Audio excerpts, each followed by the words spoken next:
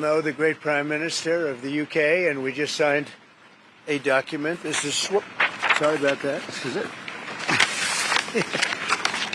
A very important document. A little windy out here. Give me that one. You're going to get tired of being creative down here.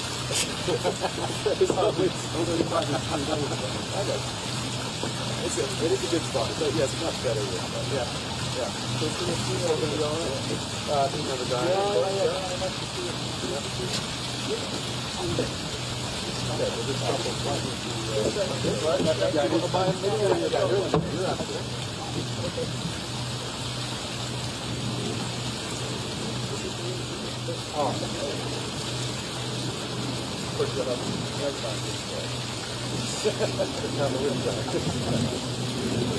All right. Okay. And I'll see you in a minute. Very modest.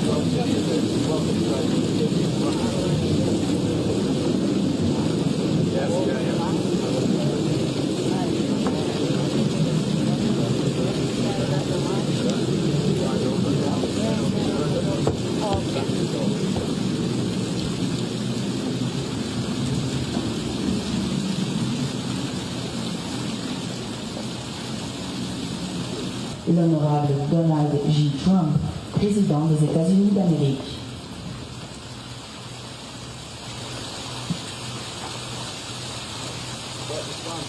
Beautiful. I know. It's so beautiful. It's good.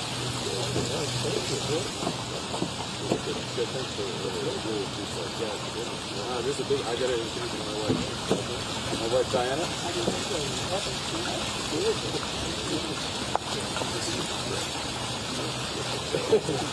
You go over there. I'll put you in the middle. Okay. Good. Yeah.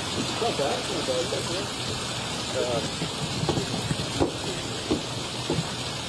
Put the jelly there.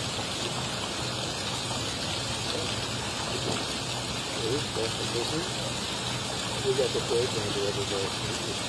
We said 100% chance of rain.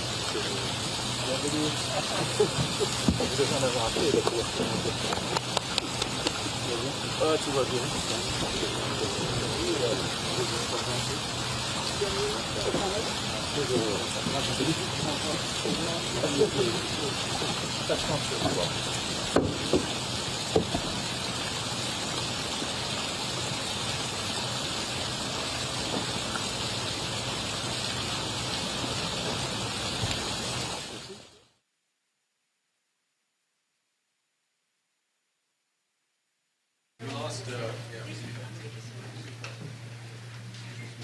UK accent G7.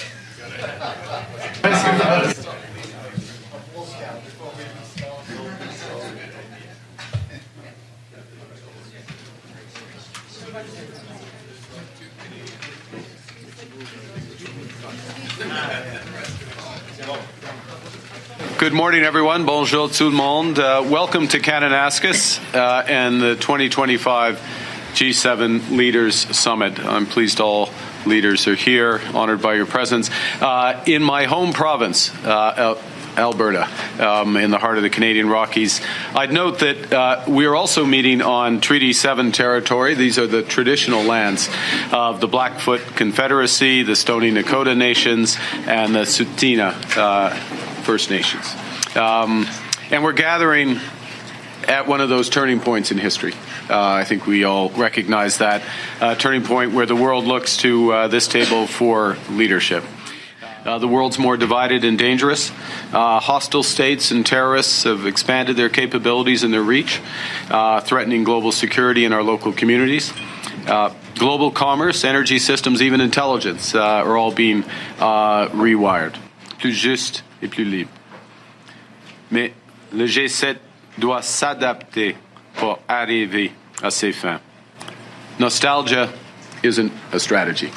We have to change with the times and to build a better world. And some of you, such as you, Mr. President, have anticipated these massive changes and are taking bold measures to address them. All of us around this table are reinforcing our militaries and security services for the new world. But we all know that there can be no security without economic prosperity. and no prosperity without resilience. And in a world where shocks flow across the borders, that resilience comes from cooperation. Cooperation that starts around this table. Cooperation that can lead to a new era of prosperity, energy security and critical minerals, artificial intelligence, quantum, combating human smuggling and transnational repression. So we will have open, frank discussions over the course of the next 2 days. We might not agree on absolutely every issue, but where we will cooperate, we will make an enormous difference for our citizens and for the world, and bring the next era of prosperity, I hope, to the benefit of those we serve. We good to go? All right, thank you. Mr. President, welcome to Canada. It's a great honor.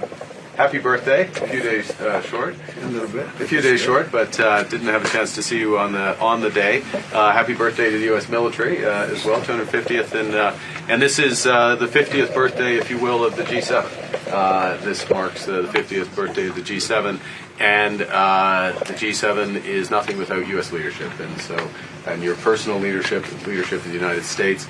Many issues, geopolitics, economic, technology, and working hand in hand with the United States, Canada and the United States, and the other G7 partners with your leadership. I'm very much looking forward to the meeting. I'm grateful to have you. Thank you very much, Mark. I appreciate it, and we've developed a very good relationship, and we're going to be talking about trade and many other things. And we have a whole group of people, some traders and some other people. I see my top economy people. But we have a very talented group of people, and you do too, and I know they work together very well. I look forward to that. The G7 used to be the G8.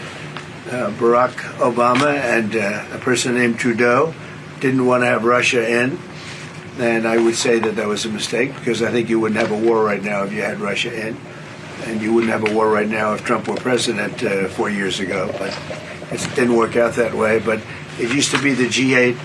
And now it's, I guess, what's that, 8 years ago, it switched over. They threw Russia out, which I claimed was a very big mistake. Even though I wasn't in politics then, I was very loud about it. It was a mistake in that you spend so much time talking about Russia, and he's no longer at the table. So it makes life more complicated. But you wouldn't have had the war. Other than that, I think we're going to accomplish a lot. And I expect to. And I think our primary focus will be trade and trade with Canada, and I'm sure we can work something out. Yeah, very Thank good. you very much. Yeah, so much. Thank you very Mr. President, holding up a deal with Canada? Say it. What is holding up a deal with Canada from your perspective? It's not so much holding up. I think we have different concepts. I have a tariff concept. Mark has a different concept, which is something that some people like.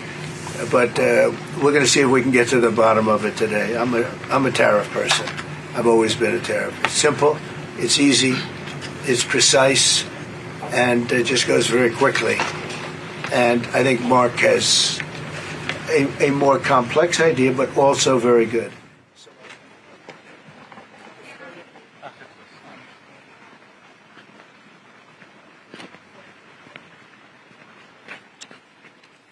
Okay, thank you very much. We all know the great Prime Minister of the UK, and we just signed a document. This is sorry about that. This is it. A very important document. A little windy out here. Give me that. We just signed it, and it's done. And so we have our trade agreement with the European Union, and it's a fair deal for both. Going to produce a lot of jobs, a lot of income. And we have many other ones coming, but you see the level of enthusiasm is very good. But the relationship that we have is fantastic. So I just want to congratulate you. Donald, thank you very much. This now implements on car tariffs and aerospace, our really important agreement. And so this is a very good day for both of our countries, a real sign of strength. So thank you again, Donald. A really important day for both of us. Great people. Great people. You told me earlier that you could sanction Russia. Why wait? Why wait to sanction them? Because I'm waiting to see whether or not a deal is signed. Can you guarantee the UK won't be subject And don't to any forget, you know, sanctions cost us a lot of money. When I sanction a country, that costs the U.S. a lot of money, a tremendous amount of money. It's not just let's sign a document. You're talking about billions and billions of dollars. Sanctions are not that easy. It's not just a one-way street. And just quickly, do you think that Israel can? Is that still proceeding? Because it's sort of looked at. Yeah, we're proceeding with that. It's a really important deal to both of us. I think the President is doing a review. We did a review when we came into government, so that makes good sense to me. But it's a really important. We're very long-time partners and allies and friends, and we've become friends in a short period of time. He's slightly more liberal than I am, to put it I mildly. stand slightly on the left. But for some reason we get along. We make it work. Mr. President, did you just say Ukraine get in the way of arming Israel? There's quite a few British voters who worry you side more with the Russians over the Ukraine war. Can you reassure British people that is not the I case? just, you know what I say? Saving lives. I only care about saving lives. Do you think that Israel can fully eliminate the threat that Iran poses, this nuclear threat that they pose, without the United States military help? Who said that? No, I'm asking if you believe they can Well, without it doesn't, the it's help. irrelevant. Something's going to happen. Have you spoken to Zelensky, Consider sir? traveling to the Mideast as part of any talks if it would help broker a deal? Yeah, but I think we're doing pretty well. We're talking. You don't think We it'll have a be- thing called the telephone, so we're talking. But President, it's always better to talk in person. Mr. President, regime change in Iran. I want to see no nuclear weapon in Iran, and we're well on our way to making sure that happens. We've had a discussion about that this morning. There's a You can in the de-escalate. G7 absolute clarity in relation to the nuclear program. We do not want to see it. Mr. President, do you have a response about From any future tariffs. What? Can you guarantee the UK will be protected from any future tariffs? The UK is very well protected. You know why? Because I like them. That's why. That's their ultimate protection. Mr. Thank you very much. The Prime Minister's done a great job. I want to just tell that to the people of the United Kingdom. So Tucker Carlson criticizing you, saying that you were complicit in the war. I don't know what Tucker Carlson is saying. Let him go get a television network and say it so that people listen. And quickly, have you Thank spoken to Zelensky before your bilateral? Yeah, a lot of them. Japan? A lot of them. Could happen. Howdy, What folks. happened? Japanese, sir. Well,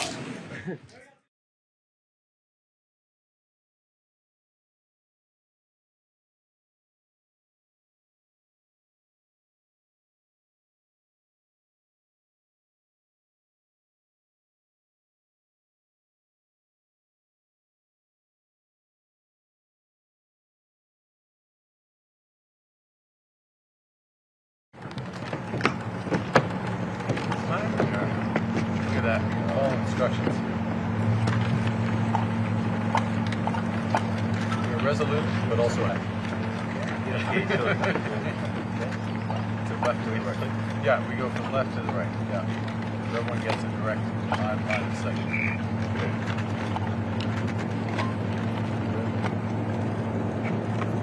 Pretty good. Pretty good. Get away. It's a shame. Excellent. Okay. Thank you. Thank you. Great weekend. President, any statement on why you're leaving the G7 early for Washington? Well, I have to be back. Very important. I want to just thank our great host. He did a fantastic job. Thank you in Canada. But you probably see what I see. And I have to be back as soon as I can. And have dinner with these wonderful leaders. And then I get on the plane. I have to be back early. Have you heard the National Security Council? I loved it. situation? I tell you, I loved it. And I think we got a lot done. Really a lot done. In fact, UK, we signed a big trade deal today, and we're working on others. But we had just a really great relationship with everybody, and it's really nice. I wish I could stay for tomorrow, but they understand. This is there a reason, big, Mr. President, this is big that you stuff. can't do your business Do you have from questions for anybody else? Is there a reason that you can't do your business Well, from please, here? Is there a reason you can't do your business from here, sir? We've got a bit more work to do, so we'll go do it over Mr. dinner. Carney, But have you thank you been very much. briefed on this? I'm very grateful for the president's presence and contributions, and I fully understand why. We'll see why you he on the must plane. return. Okay, We'll see you on the take care. plane. Thank you very much. Mr. President. Thank you, everybody.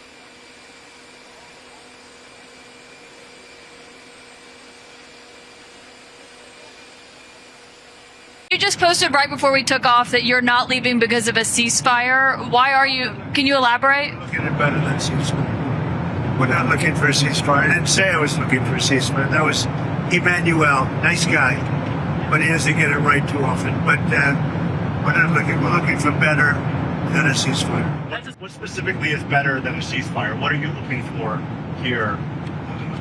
An end, a real end, not a ceasefire. An end. So something that will be permanent.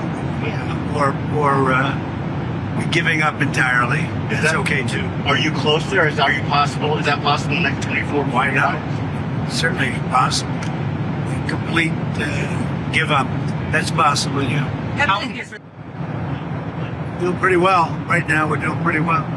Remember, Iran cannot have a nuclear weapon. It's very simple.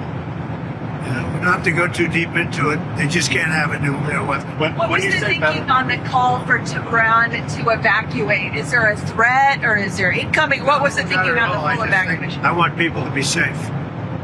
And that's always possible. A thing like that could happen. I just want people to be safe. Great people, they know how to protect themselves. And when you say better, what's we'll come down so hard if they do anything to our people. We'll come down so hard, then the gloves are off so beautifully. Now, I think they know not to touch our troops.